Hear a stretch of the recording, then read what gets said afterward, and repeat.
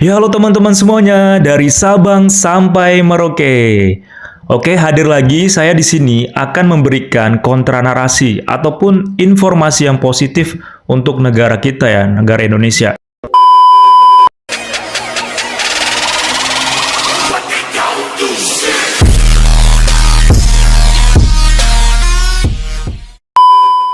Karena untuk saat ini memang banyak banget informasi yang negatif tentang negara kita. Nah, itulah kewajiban kita sebagai masyarakat Indonesia untuk menangkal ataupun memberikan kontra narasi ya. Kita wajib memberikan juga informasi yang positif supaya negara Indonesia tidak terlihat buruk ya. Ataupun informasi yang dikonsumsi oleh dunia internasional itu yang negatif saja. Karena untuk saat ini banyak banget hal-hal yang membanggakan dari negara kita yang wajib kita sampaikan juga ke dunia internasional. Karena dengan begitu, kita menyampaikan hal-hal yang positif juga ke dunia internasional.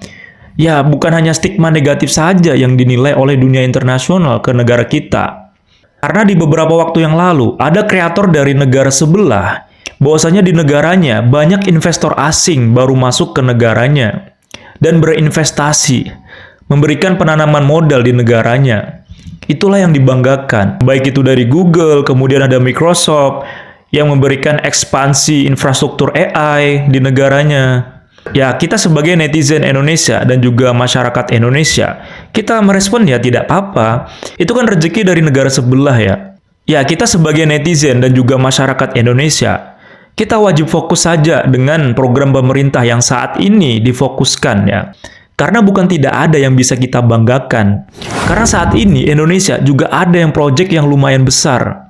Karena kita tahu ya, pabrik besar mobil listrik dari Cina ya, yaitu BYD, itu secara resmi sudah masuk di Indonesia dan membangun pabrik di Indonesia. Wah.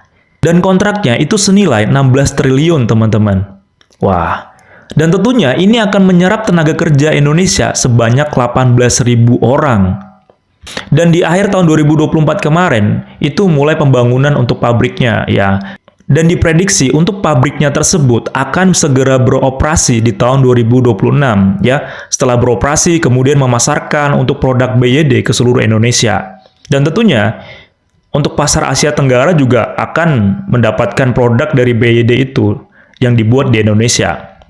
Jadi gini teman-teman, kita tidak perlu takut ya ketika banyak investor ke negara lain ya, yang notabene negara-negara tetangga kita, baik itu Vietnam ataupun negara lainnya. Karena kita Indonesia adalah salah satu pasar terbesar di dunia.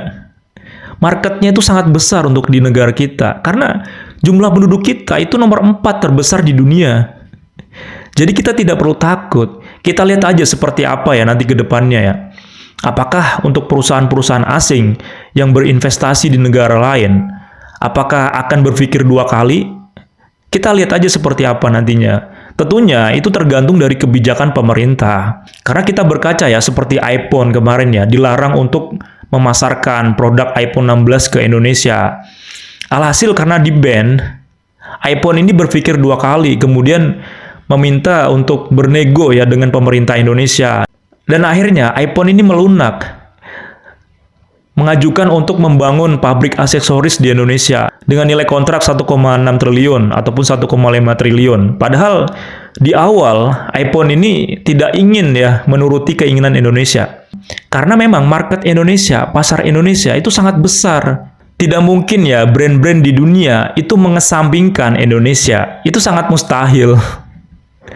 Ya, kita tinggal tunggu Indonesia saja ya, seperti apa untuk merespon ya, berkaitan dengan investor-investor asing yang masuk ke negara lain. Dengan strategi pemerintah Indonesia yang tepat, itu kita tidak perlu takut. Bukan hanya BYD yang bakalan masuk ke Indonesia, bakalan banyak untuk investor ataupun pabrik brand dunia itu yang bakalan membuat pabrik di Indonesia. Itu tentunya yang kita harapkan ya sebagai masyarakat Indonesia dan juga netizen seluruh Indonesia. Karena dengan banyaknya brand-brand dunia yang membuat pabrik di Indonesia, itu akan menciptakan lapangan kerja di Indonesia yang sangat banyak. BYD saja bisa menyerap 18.000 orang ya, tenaga kerja di Indonesia. Bayangkan, nanti setelah jadi ya, akan lebih banyak lagi tenaga kerja yang diserap oleh BYD. Sebagai tenaga pabrik, sebagai marketing, dan juga manajemen, dan lain sebagainya, itu akan banyak dibutuhkan di perusahaan ini. Nah, penasaran bagaimana beritanya? Langsung aja kita lihat videonya. Ladies and gentlemen, selamat sore everyone. Pada hari pertama pembukaan Gaikindo Jakarta Auto Week, BYD menggunakan kesempatan ini untuk merayakan 30 tahun eksistensinya yang kini bertransformasi dari produsen baterai sederhana menjadi pemimpin global dalam industri EV dan energi baru.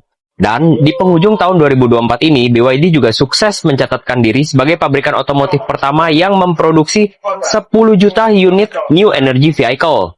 Dan model yang menjadi kendaraan ke-10 juta itu adalah Denza Z9, yang baru saja diluncurkan di Guangzhou Auto Show 2024. Pencapaian lainnya dari BYD Indonesia adalah hanya dalam waktu 5 bulan sejak delivery pertamanya, BYD telah berhasil menjual 11.000 unit kendaraan listrik, yang menjadikannya sebagai leader di segmen EV di Indonesia.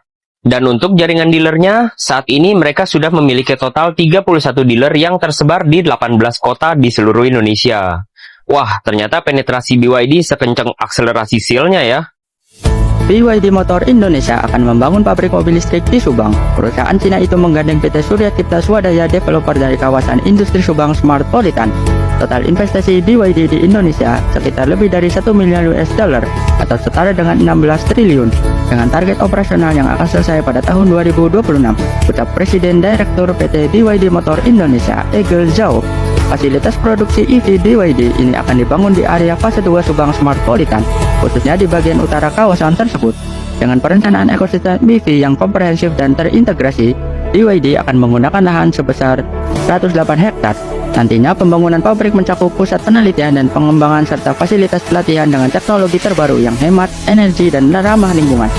Adapun pemilihan lokasi telah melalui berbagai pertimbangan, salah satunya lokasi harus dapat dengan mudah dijangkau untuk mempercepat proses mobilisasi. Halo guys, hari ini saya akan membagikan momen update dari gambar pembangunan pabrik BYD ataupun mobil listrik terbesar di Indonesia dan juga di Asia Tenggara tentunya. Nah, tentunya untuk pabrik BYD ini update-nya sudah sampai di tahap ini ya. Nah, ini para pekerja kita yang lagi sibuk ya melakukan proses persiapan pengecoran ya. Mudah-mudahan untuk pabrik BYD ini bisa segera beroperasi dan tentunya membantu perekonomian dari Indonesia.